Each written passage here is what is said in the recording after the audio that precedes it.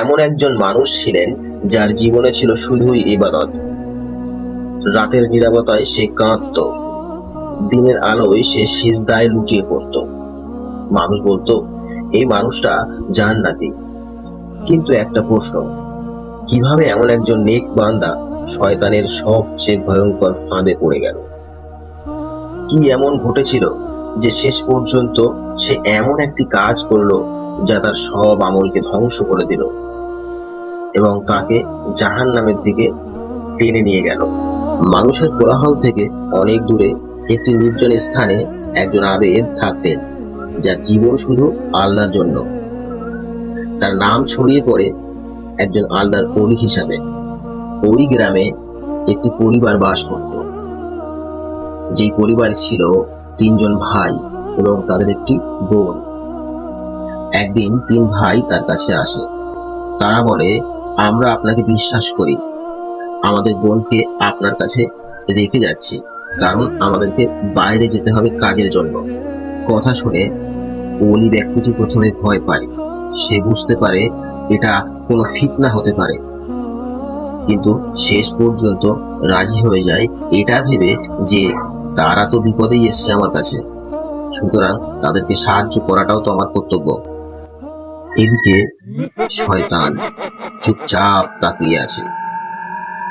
সে জানে নেক মানুষকে সরাসরি গুনাহে ফেলা যায় না, তাই সে শুরু করে ছোট্ট একটা কথা দিয়ে।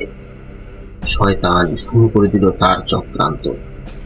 ওলি, তুমি শুধু দূর থেকে খোঁজ নাও। আল্লাহর ওলি ব্যক্তিটি চিন্তা করলেন, তাই তো মেয়েটিকে খোঁজ নেওয়া দরকার। সে খোঁজ নিতে শুরু করলো। এরপর ইবলিস বলল, মেয়েটি একা একা বসে থাকে, সুতরাং ওর সঙ্গে একটু কথা বললে সমস্যা কি? আল্লাহর ওলি ব্যক্তিটি বুঝতেই পারল না কখন সে ইবলিসের পাতা ফাঁদে পা দিয়ে ফেলেছে।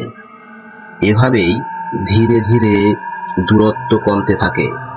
শয়তান হাসতে শুরু করলো, কারণ সে জানে এই ছোট পদক্ষেপই একদিন বড় পাপের দরজা খুলে দেবে। এরপরে একদিন চারিপাশে কেউ নেই, নির্জনতা, নীরবতা।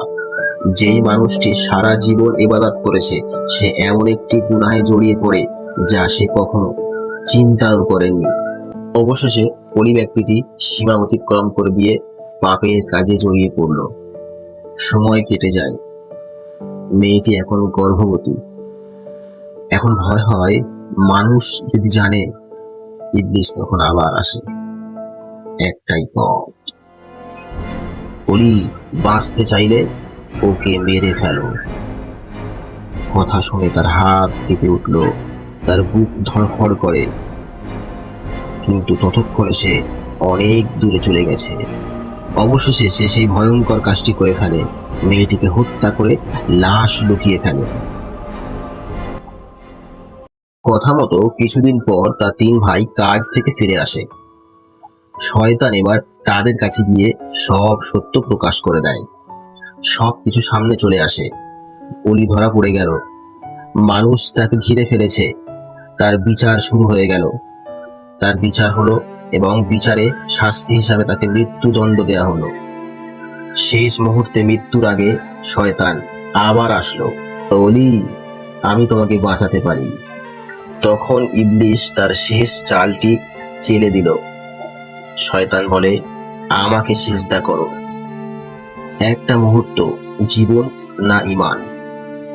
ওলি দ্বিধায় পড়ে গেল এবং অবশেষে আবারও ভুল সিদ্ধান্ত নিল। সে বাঁচার জন্য শয়তানকে সিজদা করল। শয়তান হাসে আর বলে, আমি তোমার থেকে মুক্ত। আমি শুধু তোমাকে ধ্বংস করতে চেয়েছিলাম, আর আজকে আমি সেটা করে দেখালাম।